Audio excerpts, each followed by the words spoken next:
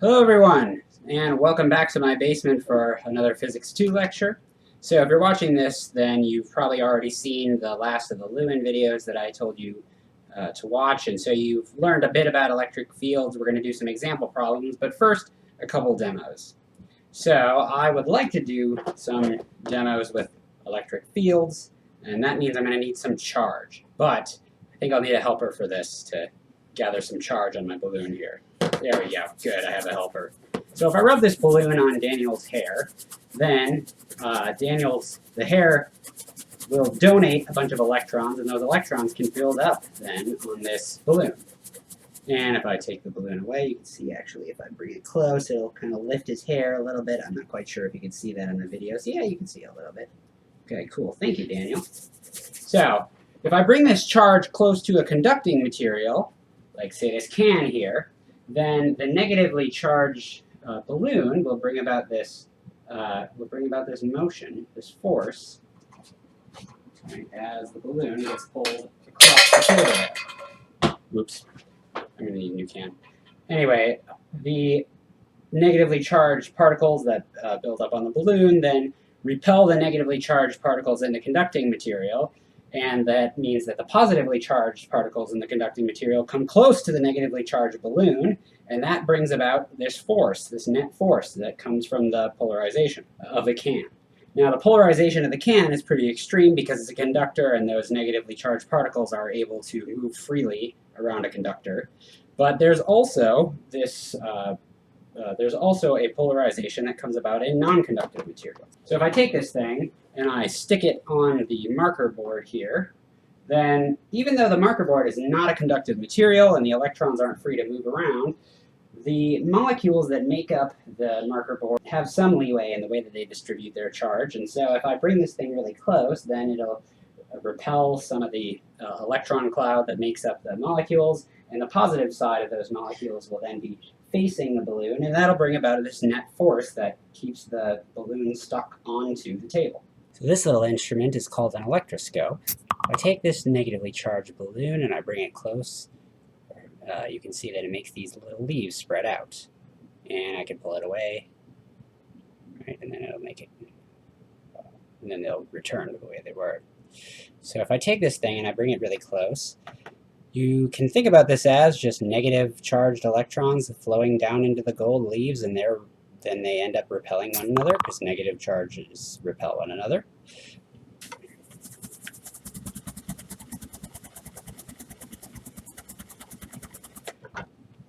And there's another way to think about it. You could also think about it in terms of electric fields. So if I bring this thing down, these charges end up on both of the leaves, and let's pick out the left leaf. The left leaf will have an abundance of charge on it, and that'll bring about, it'll serve as a source of an electric field. And that electric field will be felt everywhere around it, including at the location of the leaf on the right.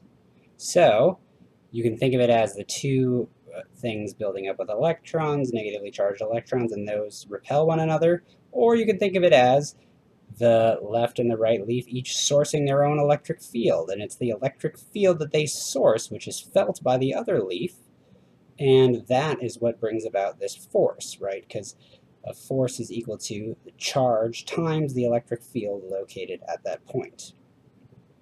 So today we're going to do some example problems where we calculate electric fields. Alright, enough with demos. Let's do some calculations. Really quick, reviewing some of the theory.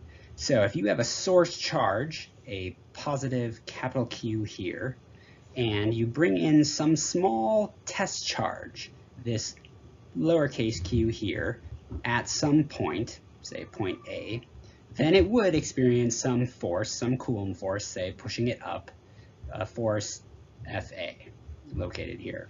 Now, what we would like is a way to talk about the source charge's influence on its surroundings without referring to there being another charge there at all.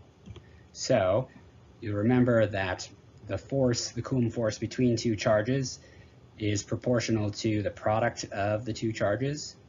So what we can do then is pretend, well, what if we did bring in this test charge, this lowercase q, and stick it in there? then it would experience a force, and the force would be proportional to the product of capital Q, the source charge, and the lowercase q, the test charge. We can define a property that's related to that, but has nothing to do with the test charge at all. We just take the force, this would be the FA, the thing that's experienced by that test charge, divided by the magnitude of that test charge, the magnitude of the charge there. And what comes out is the electric field, which is a property of the influence that the source charge, positive capital Q, has at this point A. And it doesn't refer to the actual test charge at all, because we divided by the magnitude of the test charge there. We end up with, on the right-hand side of this equation, a quantity that has nothing to do with any kind of test charge. It only refers to the source charge properties and the point at which you're calculating the electric field.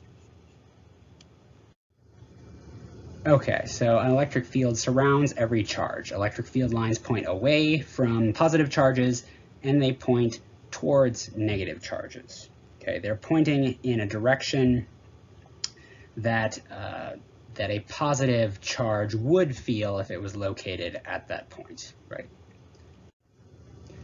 Okay, so as I said here, right, if you take the force and you divide by this test charge,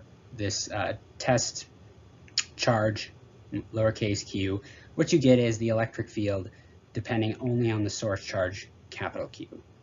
Okay, so this is the equation for the electric field that is pointing away from some test charge. And when you have an external electric field located somewhere, and then you stick a point charge into that electric field, the force on that test charge, lowercase q, then will just be q times the electric field at that point. So if you stick a positive charge q in at that point, it will experience a force in the direction of the electric field. If it's a negative charge, say it's an electron, it will experience a force in the opposite direction. All right, let's go on to an example problem. So here I have a system of two charges. I got a plus q charge on the left here and a plus q charge on the right there. And each one of these is going to bring about, going to be the source of an electric field that extends out radially and drops off with distance. And the equation for that is E equals kq over the distance squared. Okay, so we are asked here to calculate the electric field at a point P, so that's this point here, and we're going to find that in terms of the magnitude of the charge Q and then these two distances, the distance R, the two are separated by a distance 2R, and the distance x out from this line to the point P over here.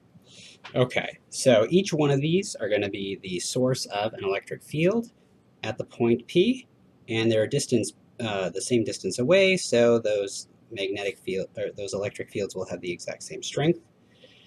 And each one of them will have a component that is parallel to the axis of symmetry here, and one that is perpendicular to the axis of symmetry. And so similarly here from the other ones. And you'll see that the perpendicular components are pointing in opposite directions, so that will end up canceling out. And the parallel component of the electric field will double up. So the resultant will look something like this. And it will have the resultant will have 2 times E parallel for each individual one. And it will be pointing straight up and away from these charges. Okay, so let's see, how do we calculate these things?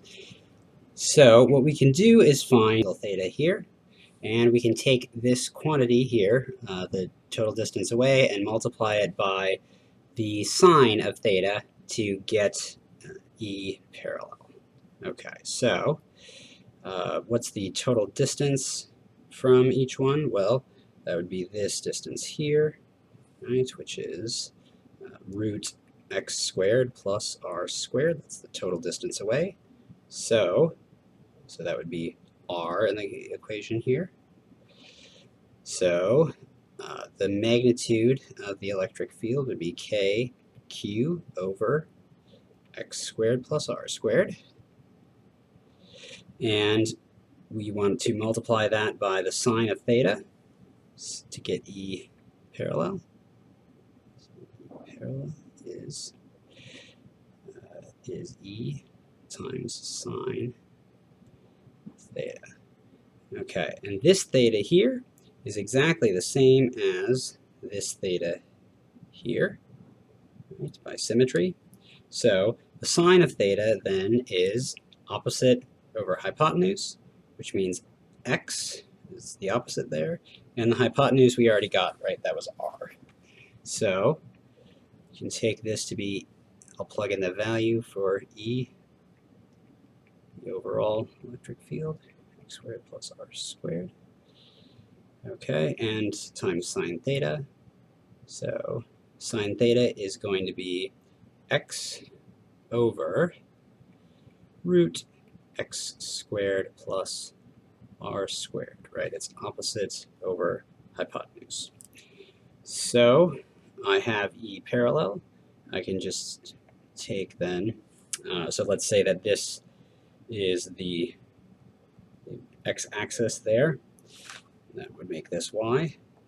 Okay, the y components of the electric field cancel out, as we said before, and the overall electric field is going to be 2 times E parallel, and that's in the x hat direction. X hat is the unit vector here. So that would just be 2 times k times q times x, the numerator, divided by the square root of x squared plus r squared. Right, so we had 1 power of root x squared plus r squared here, and then 2 powers of it there. So this would be to the 3rd power. It's to the 3rd power. Okay, and I'm going to put a box around my answer so that whoever is grading this knows. Oh, and I forgot to put the unit vector to show the direction. There we go. Put a box around this so that whoever is grading my work knows what my answer was. And let's just see if this makes sense. Let's do some sanity checks. Okay, so a good sanity check might be to take, say, the limit as x goes to 0, because as x goes to 0, these two components should completely cancel each other out, right? The electric field at, say, this point right here, the origin of our coordinate system, should be 0, right? It should cancel the contribution from the left guy and the right guy should cancel each other out at that point. So let's see if that's the case. All right, if I take the limit as x goes to 0 of this thing here, well, the denominator goes to r, it goes to r to the 3rd, and the numerator goes to 0. So yes, the electric field goes to 0 and the limit that x goes to 0. Now, okay, so that's a good sanity check. This is a good sign that I'm on the right track. Another good sanity check might be to say, take the limit as x gets really, really large. So if you take the limit as x gets really, really large, then the electric field should go to 0, right? Because the electric field at an infinite distance, say from these two charges, should be 0. It should drop off with distance. So is that the case? Well, if we take the limit as x goes to infinity on, well, if you were to take x squared, if x squared is getting that large, then r squared, here the second term is in the denominator is negligible by comparison. So I would have an x to the 3rd power in the denominator, and I have an x to the 1st power in the numerator. So overall, I would have a 1 over x squared in the limiting case where x gets really large. So that would mean that as the limit as x goes to infinity would tend towards 0. So that makes sense too. Good, I've passed 2 sanity checks. This answer looks right to me. The units check out, so this looks right. Let's do another example problem, this time with a charged particle moving through an external electric field. So we have an electron having a velocity of v0 equals 3.7 times 10 to the 7th meters per second in the x direction, enter a region of space having an electric field of E equals 80 kilonewtons per coulomb in the j hat direction, or in the y direction. Find the velocity and vertical displacement of the electron after it traveled 10 centimeters horizontally. Okay, so here is a picture of what this might look like. So this should look a lot like projectile motion to you, and it's actually very similar, which I'll explain later. But the idea is this electron comes into this region here, which has a constant electric field. So the electric field is the same horizontally, at every point horizontally, as well as at every point vertically, the electric field is the same. So this type of device is called a capacitor. We're going to talk about it a lot for the purposes of we're going to talk about the capacitors quite a bit. We have a whole chapter on capacitors later. For the purposes of this problem, it just stands in for this region of constant electric field. So the electric field is the same everywhere throughout this region. And it's 0 outside of this region. So it's 0 over here, it's 0 around the edges. So this particle is moving, and then once it enters the electric field here, the electron gets deflected, and electrons have negative charge, so it's going to be deflected in the direction opposite of the electric field, because force equals Q times E. And so let's talk about this problem a bit. So let's see, it's always a good idea to write down your givens and what you're asked for. So let's see, we are given the electric field is, I always like to write down my givens, and when I do, I like to convert everything to SI units, because I know that if I forget to do it now, I will probably forget to do it later. So let's see, it's 8 times 10 to the 4 newtons per coulomb, j hat.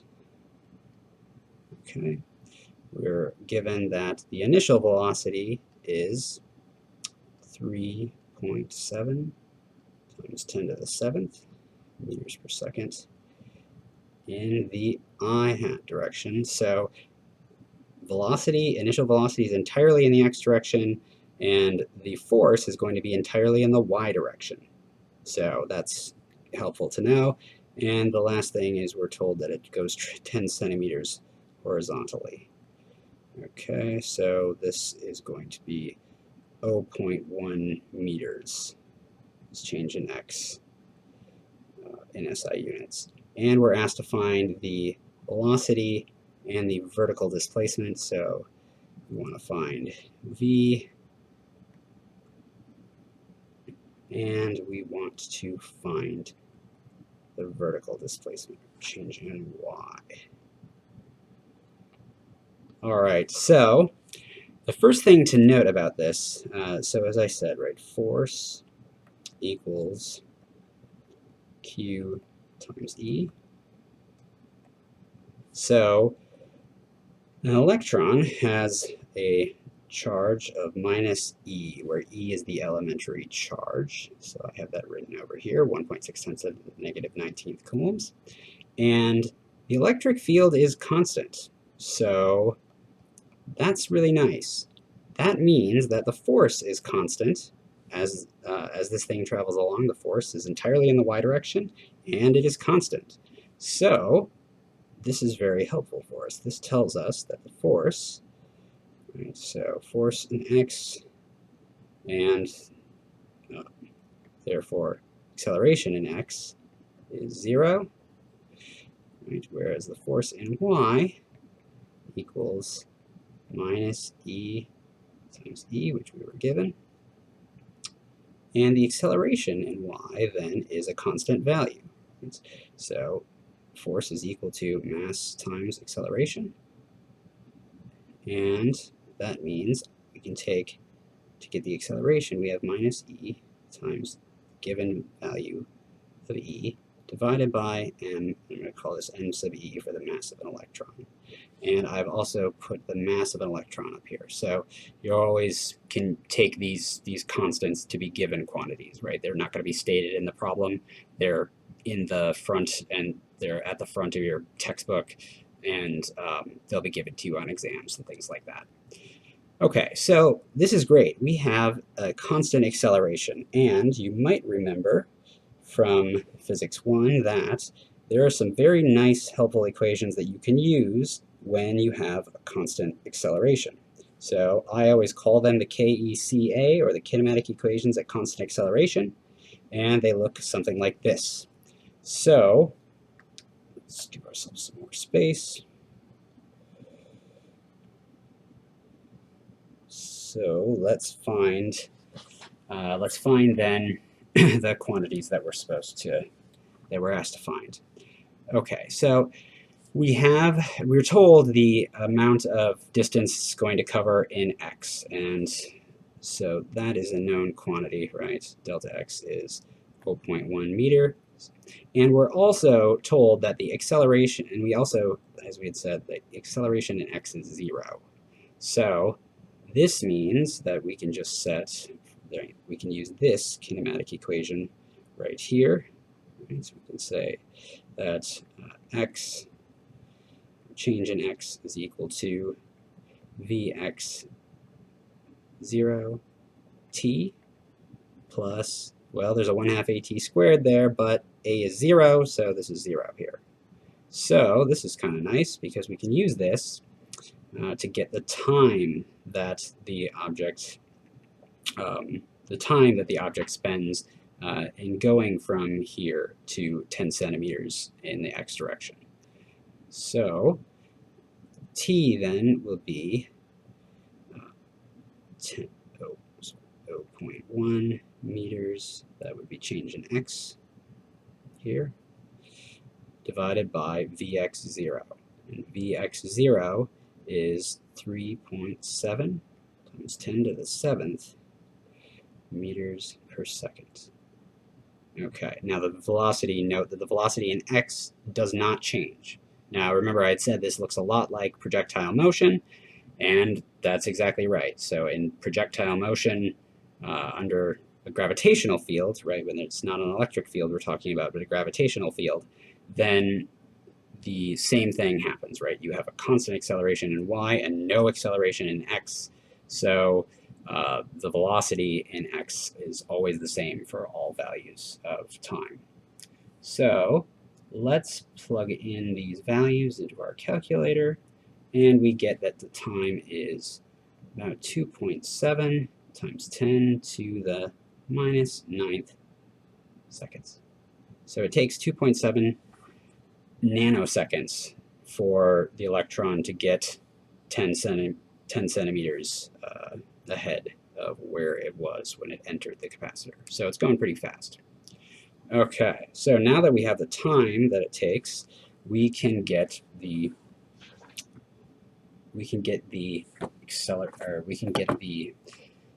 velocity in the y direction. So that's what we were asked to find, the velocity, and the velocity in the x direction doesn't change, so we just need the velocity in the y direction now. So let's get that. We know the initial velocity is 0 here, and we know the time now, and we have the acceleration, right? We have that from over here.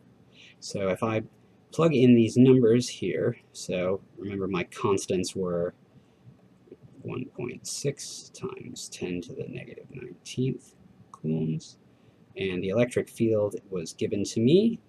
That was 8 times 10 to the 4 newtons per coulomb. Okay. And we can divide then by the mass of an electron is 9.1 times 10 to the minus 31 kilograms. And if I plug all those values in, I get that the acceleration in y is minus 1.4 times 10 to the 16th meters per second squared. Okay, so this is the acceleration in y. Now, we have the two kind of key quantities that we need, and we can put them into this equation to get our velocity in y. So remember that these kinematic equations at constant acceleration, they hold for the kinematic properties in the x direction and for the kinematic properties in the y direction independently. So I'm only going to plug in vertical quantities now when I'm putting down these kinematic equations. So v0 in the y direction was 0. It had no initial velocity in the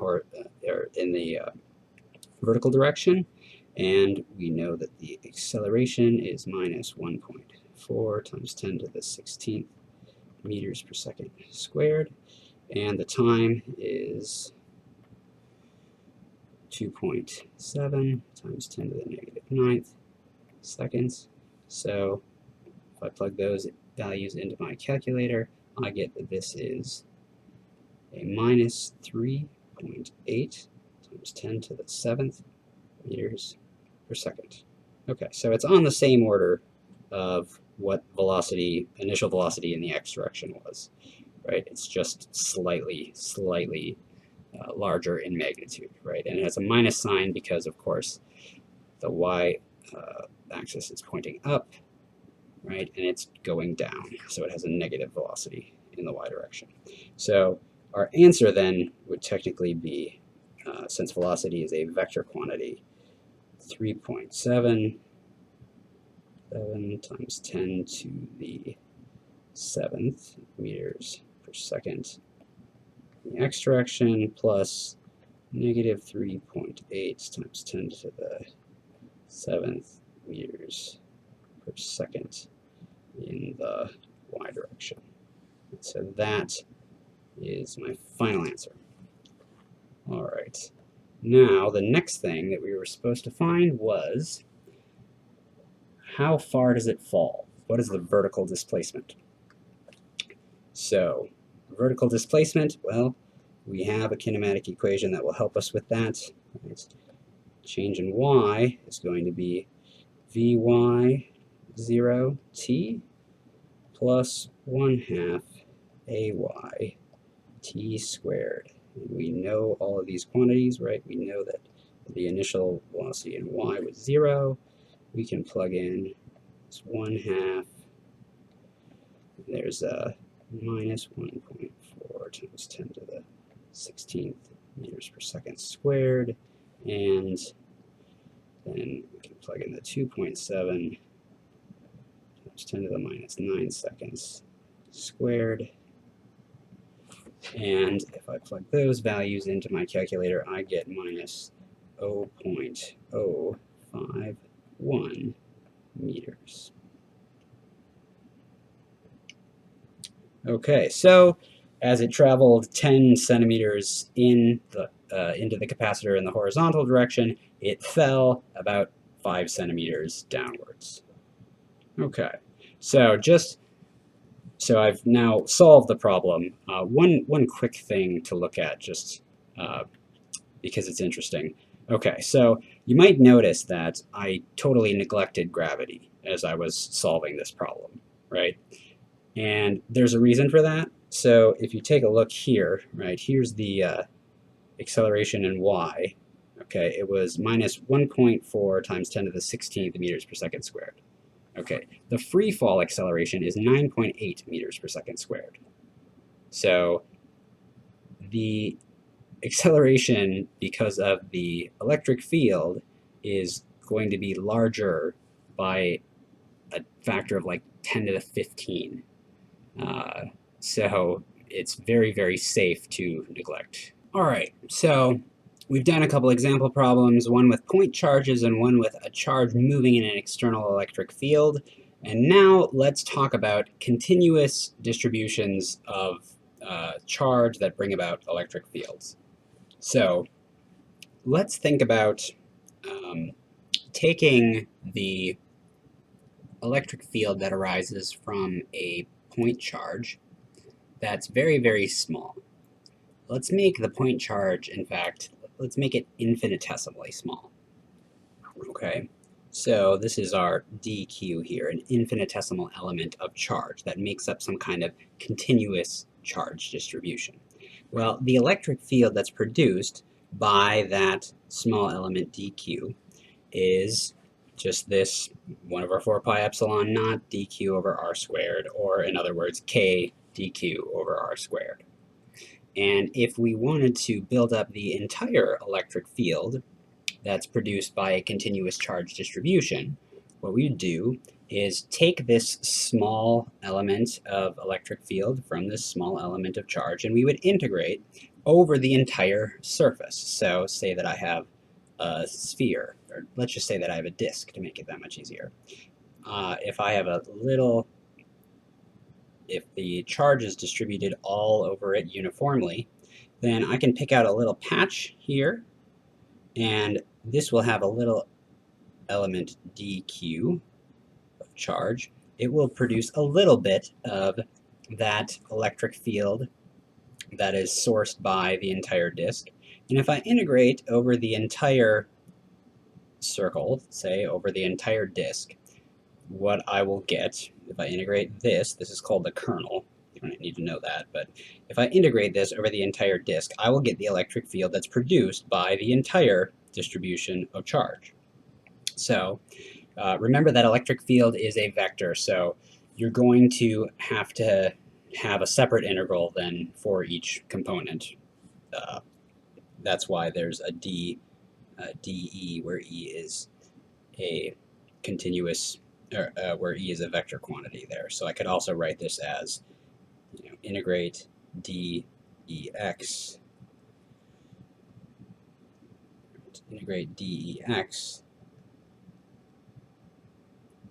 x hat plus an integral over dEy times y hat. That would work just fine, right? By the way, I use x hat and I hat interchangeably, and I also use y hat and j hat interchangeably. All right, so let's start with an example with a uniformly distributed ring of charge. Okay, we're given a charge, we're given that there's a total charge Q on this ring distributed uniformly. The ring has a radius r, and we're asked to find the electric field that is sourced by this ring at this point P over here. So, and P is a distance x away from this axis of symmetry that goes through the center of the ring. Okay, so we are given then R, X, and Q, and we're going to find the electric field E at point P. So let's just recall a few things. So there's really only two things that I have told you at all at this point, that dE, the element of a differential element of the electric field sourced by a small element dq of some continuous distribution, is k dq over r squared, where r is the distance from the point in question to the charge element. And I've also told you that once you get the vector E, the full vector E, you have to integrate around dE, so differential elements of the electric field sourced by different parts of the charge distribution, and that this was a vector quantity, so you could separate that out into an integral over the x component times x hat plus an integral over the y component times y hat. Okay, so what does any of that mean? You probably don't know at this point, but hopefully this will make sense to you, and these equations won't seem so obtuse anymore. So let's just take a look at this charge distribution. So okay, there's a little element of charge dq up here, right? And you can see that this is sourcing a little element of the electric field over here, dE. So I'm going to consider the entire ring, so that means I'm going to integrate all the way around this ring, right? And all the way around also includes this other point down here, completely opposed to dq, right? So this thing is also going to source some dE, right? And it's going to go up in this direction here. So you'll notice, right, that since there's this axis of symmetry and the charge is uniformly distributed, that this dE has the exact same magnitude as that dE down here does, right? So of their two components, right, there's this, so here's the x-axis pointing in this direction. So the x-axis is pointing in this direction, right? And if this is then the y direction up here, right, dEy is going to go up here and down here, right? And it's symmetric. So the total integral after we go around the full ring is going to have see that the y components cancel out in the end, right? There's a symmetry here. So we know, right, by symmetry implies that Ey, dEy, if you go around the whole thing, it's going to be equal to 0. Right, so this term can go away right from the outset. So that's kind of nice. All right, now what is dEx? Well, I can just take the full element, differential element dE, right, which comes from this, this equation 1 here, and I can multiply by just the cosine of this angle here to get dEx, right? dEx. And you'll see that you go around the whole ring, and dEx is always pointing along one another, right? There's no cancellation there. Instead, the dEx's sum together. So once we get our resultant electric field, it'll be entirely in the x direction, while the y direction cancels out. So I can just take dE, so if I want to dEx, I can just take dE, and I can multiply by cosine of theta. Okay, now theta here is the exact same angle as the theta over here, right? That's just because alternate interior angles are congruent, and cosine is adjacent over hypotenuse, so getting this in terms of known quantities, right, this is dE times x over r, right? And r is just root capital R squared plus x squared. So capital R is technically the known quantity, so we should substitute that in before we get our answer.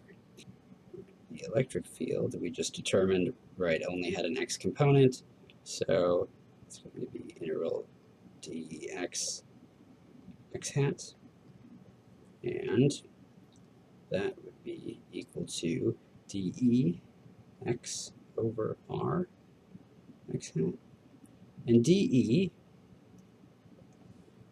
is just k dq over r squared. There's still that x over r in there. Okay, so this integral here might make you a little bit uncomfortable because you have distances in here, right? K, you have r and x, those are distances, and q is a charge. So how are you going to integrate when there's these distances in here and there's also this charge element?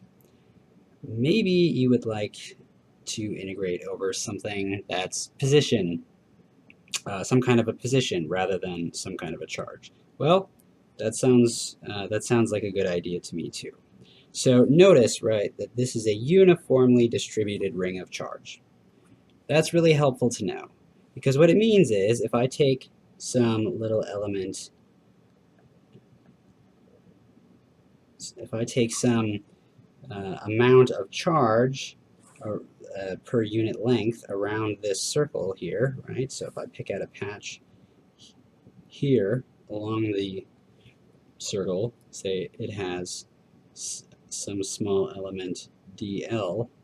In that element dl, you'll find a charge dq, and so long as dl is the same length differential element as you're going around, dq is going to be the same as well, right? The charge per unit length is the same. So we usually use lambda for the charge per unit length. And the charge per unit length is equal to the total charge divided by the total length, right? The circumference going around the circle. So that's really helpful for us to know, right? A differential element of the charge over a differential element of the length is going to be the same thing as the total charge over the total length, just because the charge is uniformly distributed. So this is really nice, because what I can do is multiply both sides of this equation by dl, and I would have that dq is equal to q over 2 pi r times dl. And now I can integrate over a position quantity. Right? So also note, right, L could be, so if we look at the ring edge on, say this is dl, right, I can take this small, let's just call this angle phi, right? We can't use theta, that's already used. But as I integrate this thing around here, going from here, maybe the nicer way to write this would be dl is just r, the radius of the circle, times d phi, right?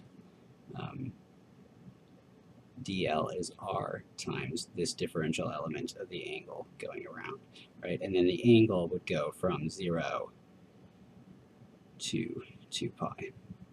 So we'll put it in those terms. So this is q over 2 pi. There's a 1 power of r in the denominator, and then there's 1 in the numerator that we get here from the substituting in dl, so this would be times d phi.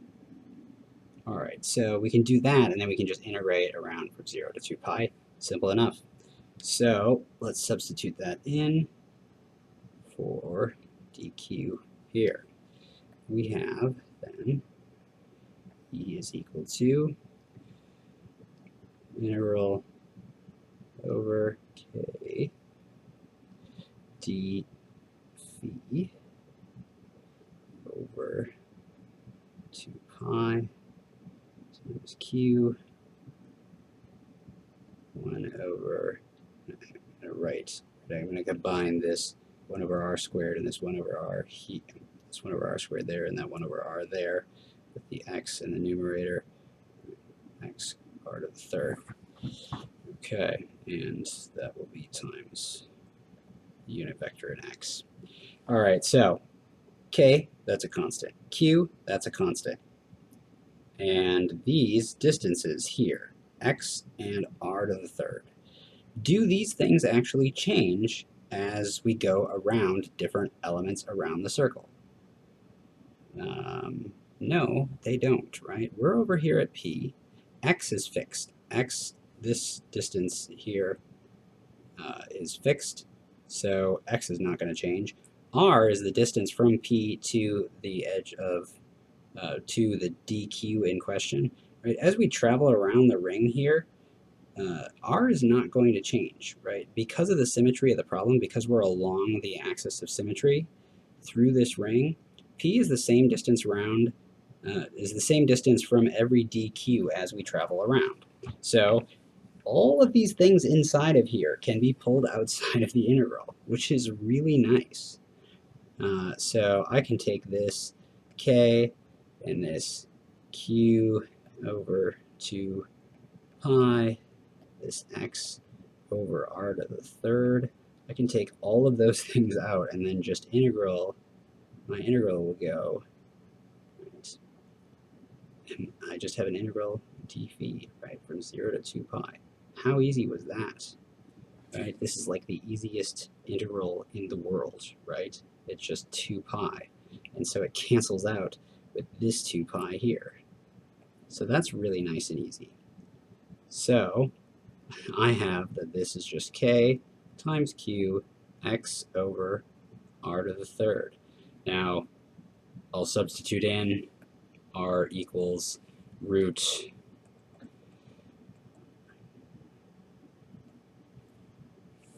that's ugly.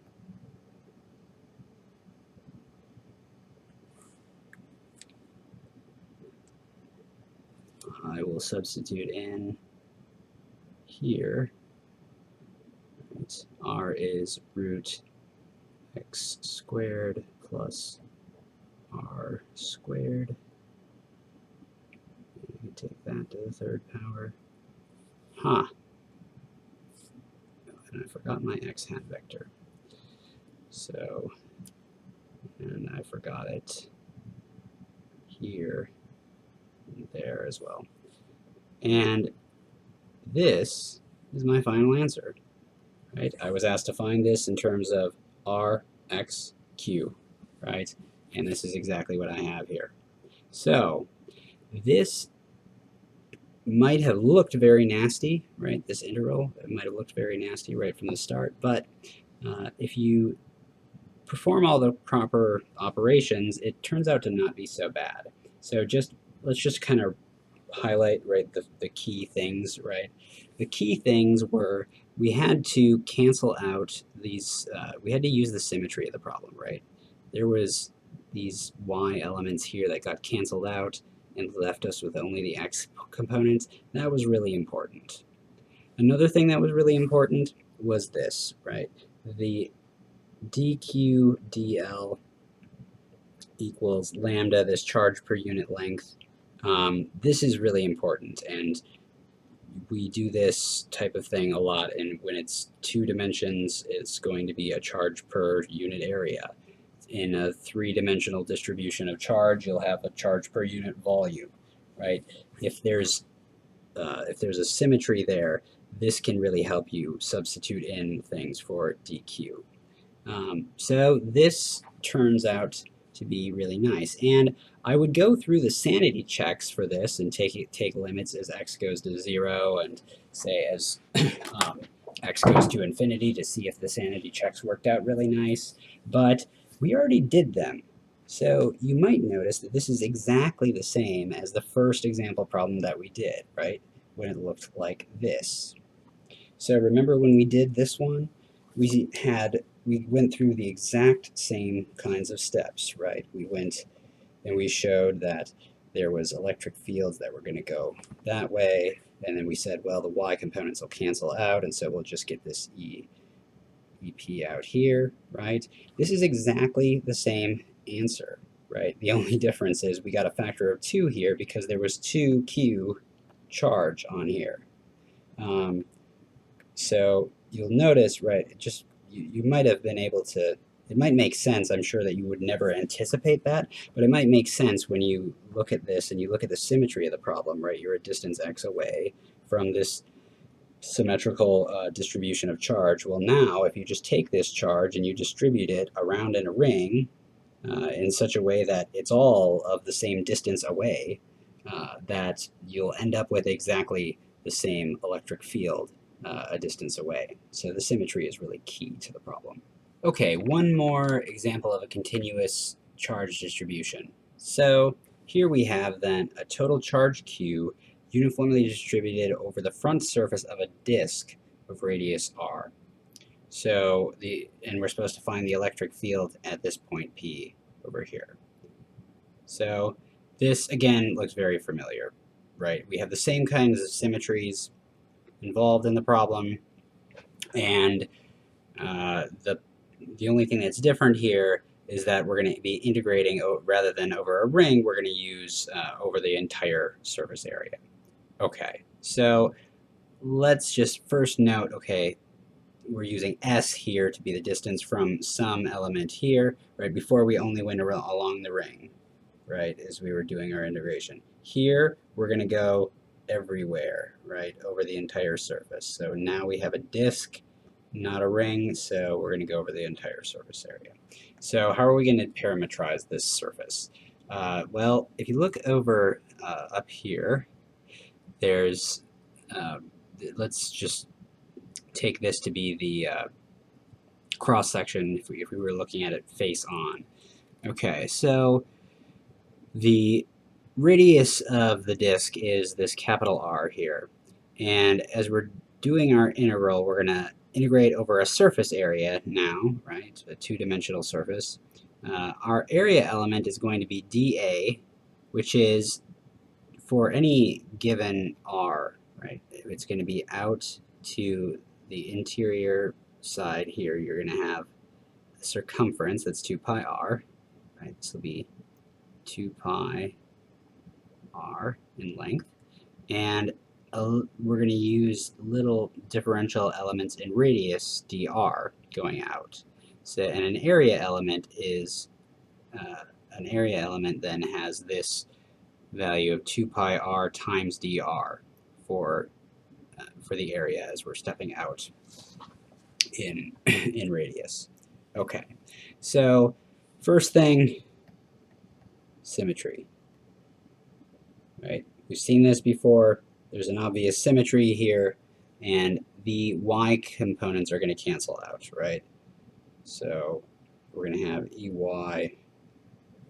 ey equals 0. So that's good. All right. Second thing, and again, there's going to be a theme here. We're going to take E to be this k dq over r squared. Sorry, this is a dE. We're going to have this differential electric field element coming from a differential element of charge dq, right? And we're going to integrate that over the whole surface to get this, to get the entire disk. So sometimes we just write over a disk, say we can write disk down there to mean that my boundaries are everywhere that touches the disk. K dq over r squared, and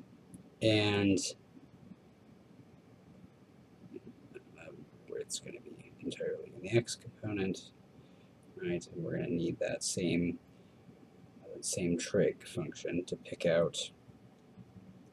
So we're going to need this cosine of this theta to pick this out, x component.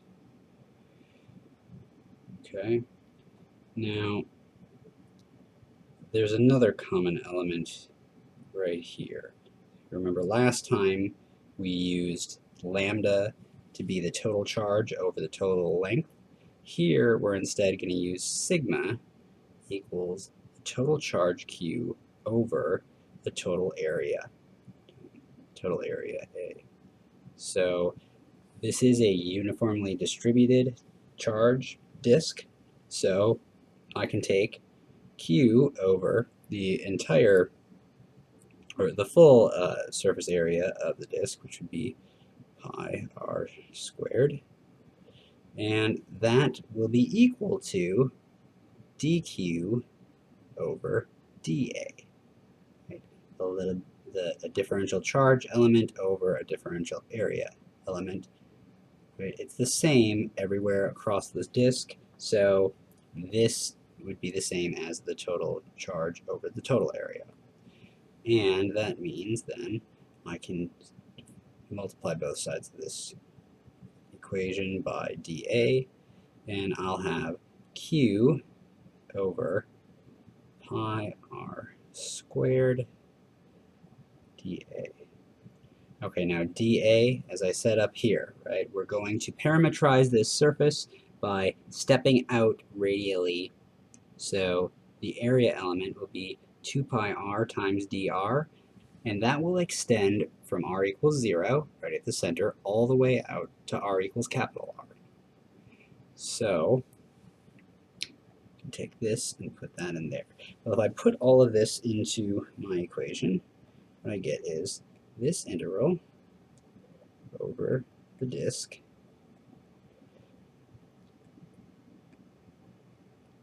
is k 1 over r squared. We have a cosine theta to deal with, and dq now is going to be q over pi r squared times dA, and dA is 2 pi little r d little r. All right, so, okay, I made a mistake in a few places. I just had an R where there should have been an S at these different places. So note, right, we used R for this distance here, right? S is the distance this way, right, from the total distance from P to the element dq here. So this should have been S right from the beginning. Right? This one was correct to be R because that came from the dA, which the area elements come from extending out radially from this center here. Okay, so that's fixed. Now we need to deal with this cosine theta. So here's our angle theta. Cosine is adjacent over hypotenuse, so this will be x over s. Okay, I can substitute all of these things in, and I can pull out the constants. And okay, so notice, right, I'm integrating dr there, and I'm going over a full disk, so that means I will be going right from r equals 0 to r equals capital R. Top. All right, so let's pull out some constants and simplify this a bit. So k is a constant, q is a constant, x is a constant, and the pi's here cancel out. Right, I have a 2 over r squared. That's also going to be a constant. And then I can do my integral that will have a 1 over s to the third power in it. And it's 2 powers here and 1 there, and r dr. That'll go from 0 to capital R. Okay, so this one is a little bit harder. Forgot the x hat again. This one is a little bit harder than the previous one, right? Because the integrand here does have a radial dependence, so we don't get the world's easiest integral anymore. So what is our integrand? Well, we have an r in the numerator. S here is just root r squared plus x squared. All right, so I can do this integral. I'm just going to do a U-substitution. Here's my u. Okay, so my du then is minus, I need the minus 1/2. Come down in front, but there's a minus 1 there already, so it's plus 1/2. R squared plus x squared to the minus 3 over 2, right? So I drop the power by 1, and I have to do the derivative of the inside. So the derivative of the inside would be 2r dr. Okay, great. So notice that 2 and that 1/2 cancel out, and this thing here is just exactly the integrand for this integral here. So I have an integral du then, where this is my u. Okay, so I'm going to take this to be, move it down here, k, q, x, 2 over r squared times my integral as this is the u, so minus r squared plus x squared minus 1/2 power. That will be from r equals capital R to r equals 0. Okay, so just before I leave this whole U-substitution thing here, so some of you are new to integrals, I understand that. I will not ask you anything like this on the homework or on exams. I might maybe ask on bonus questions, on extra credit problems, but I will not ask you to do an integral like this the whole year. These are hard, so keep that in mind.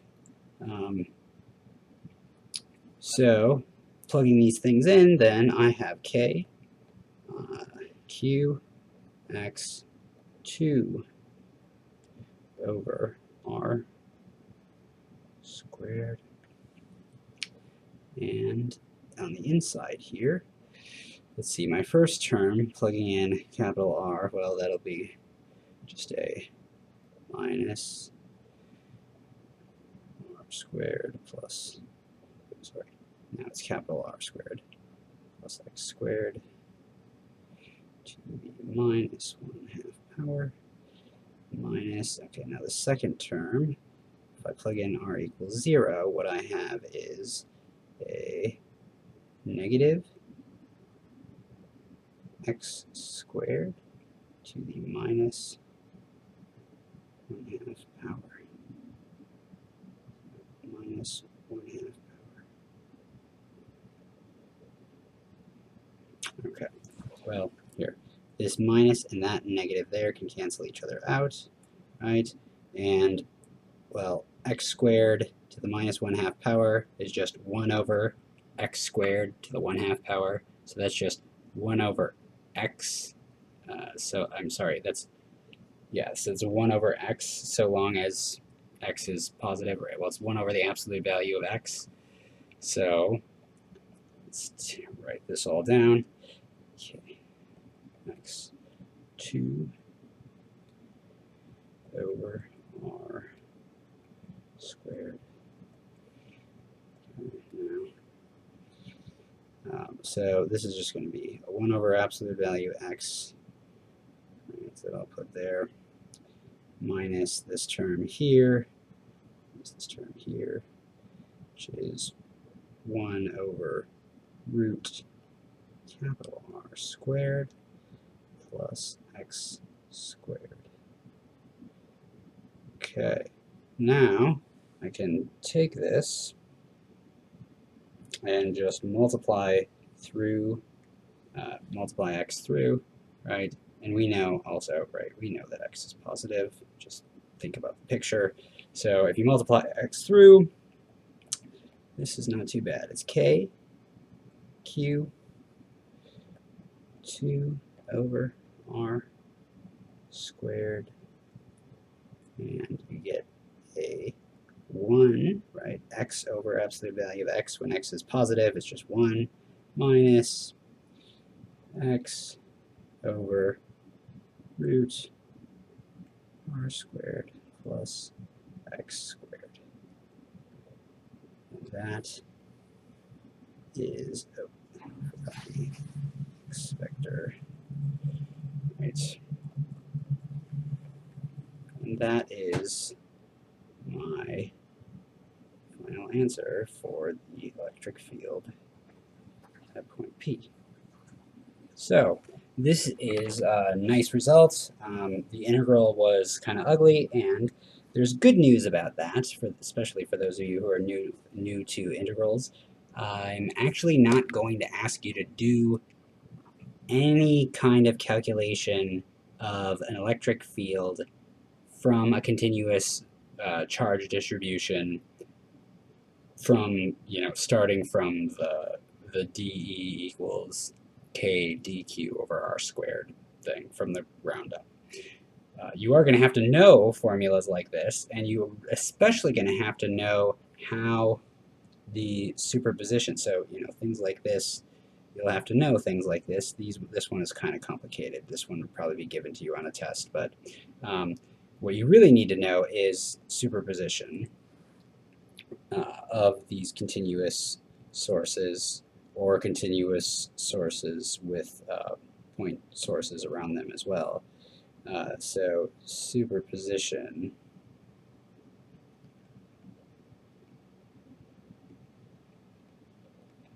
if I give you a bunch of sources of electric fields and I give you formulas like this, say, of how the electric field varies around there, you have to be able to add them up, put them to understand that if there's two sources of electric fields, say there's a ring here and a disk here, right? We just did two calculations. We did a ring and a disk. right? If I ask you, all right, what's the electric field halfway between these two, right? You know this, right? This is the electric field, the distance x from this thing here, right? And you know this from the last example that we gave, right? This is halfway between here, right? You should be able to do the geometry and transform coordinates and stuff so that you can get, say, the electric field here, right?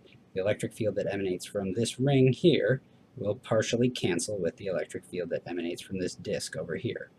So this superposition, where you're taking different sources and figuring out how they behave when they're together, that's something that you should be able to do, right? So you just add things together. You have to add together vectors quite a bit in this course. Superposition. Okay, so that is key. Now let's just quickly, before we move on, let's just so this is important. So we have here we have for a finite disk, right, of radius capital R.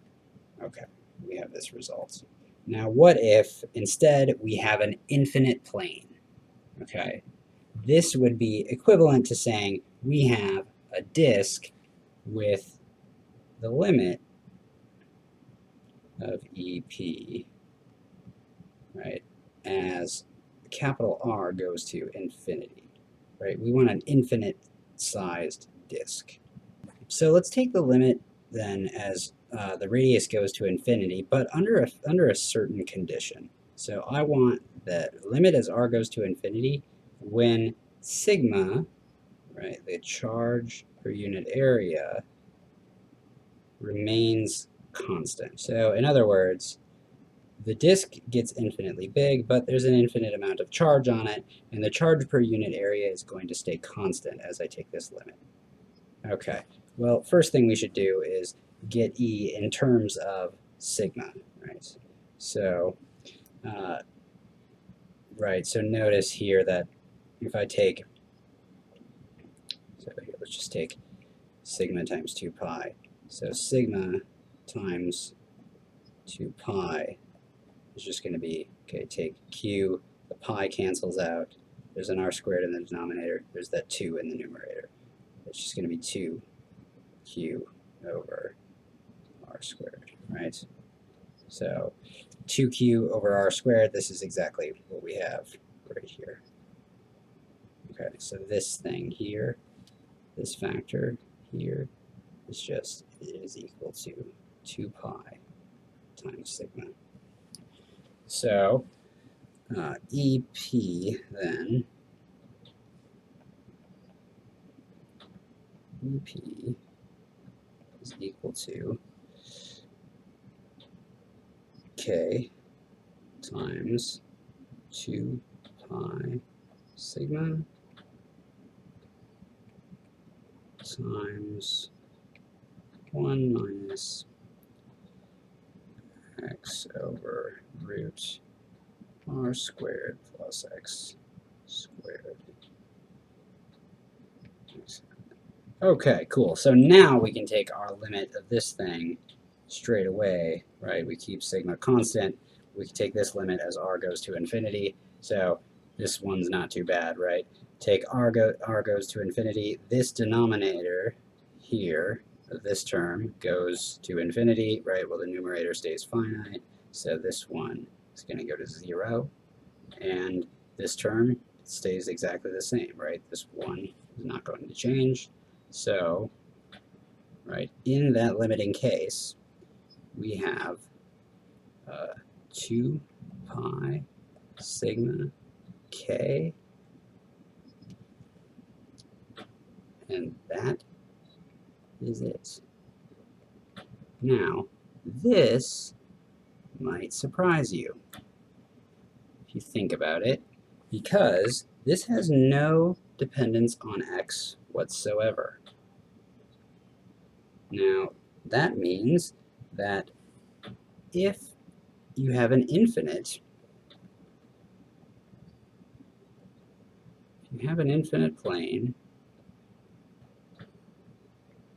or something really close to an infinite plane, which if you're close to some plane of charge, and you're so close to it, say you're a nanometer away or something like that, and it's a meter in size, then that's basically, for all intents and purposes, an infinite plane. So this is a good approximation in that case, right? If you are talking about an infinite plane, the electric field, a distance from that plane, does not depend on how far away you are. It doesn't depend on that distance. So here's my nearly infinite plane, say. If I have a red charge really, really close by, right? The distance between the charge and the plane does not affect the amount of force felt by this charge here. So you can think about it as, you know, the closer to the plane that it gets, the more narrow region affects the charge, right? Because it's really close up. If you kind of move it back, then it'll draw from a wider area, right? It's just that each one will kind of have less of an effect. So overall, you end up with the same electric field at each point, right?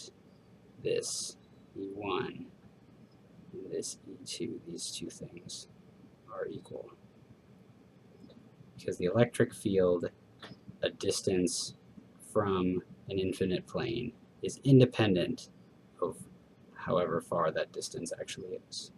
All right, about 2 more minutes and I'm done. I just wanted to show you a bit about what the homework is going to look like for you. So like I said, I'm not going to ask you to calculate electric fields from continuous sources right from, you know, from the ground up. But so here's an example of like one question that you could, that will be on your homework. So here, the electric field from a uniformly charged straight length of wire is given to you, and then they say, okay, well, given that that's the electric field point from a length of wire, what if you have, you know, 4 lengths of wire in a square, and you're a distance z above the center of that square? Well, you know, you use superposition of those 4 different straight segments there to figure out, you know, and you're going to have to, you know, certain parts of it are going to cancel out due to symmetry, but you can use that to figure out what the electric field is up at that point. So there's one example. Another example, so here you have, this is an extra credit problem, but you have a particle, a negatively charged particle, an electron, orbiting around this positively charged length of wire. So you can use the formula that that the book derives for the electric field from around a uniformly charged length of wire, right? And then you can, knowing what the electric field is that's going to emanate out from here, you know that that's responsible, right, for the centripetal force of this object as it goes around around the loop, right? And centripetal force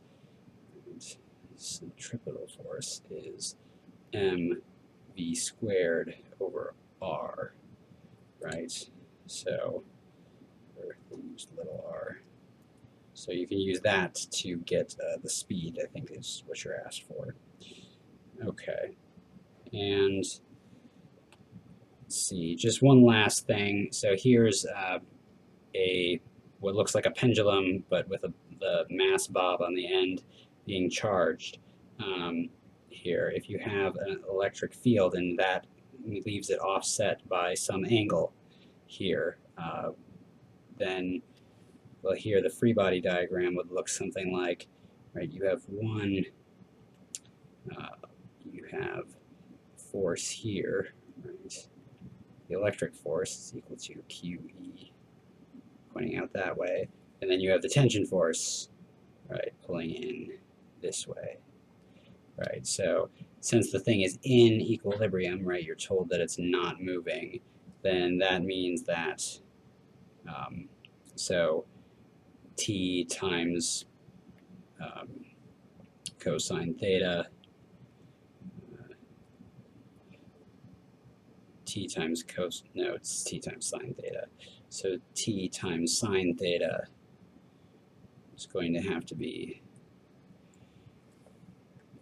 T times sine theta is going to have to be equal to, right, the electric force, QE, in order for this, this component here to balance out this component here of the tension force, right, T sine theta, to cancel out with the electric force, or the Coulomb force that's pushing it out in this direction. So this is an example of a few of the things that you'll have on your homework, and even though you won't have to calculate things from the ground up, derive things from the ground up for continuous distributions of charge, that doesn't mean that that you can just do away with that whole concept. You're going to have to work with it in the context of superposition and how particles behave under the influence of those sources.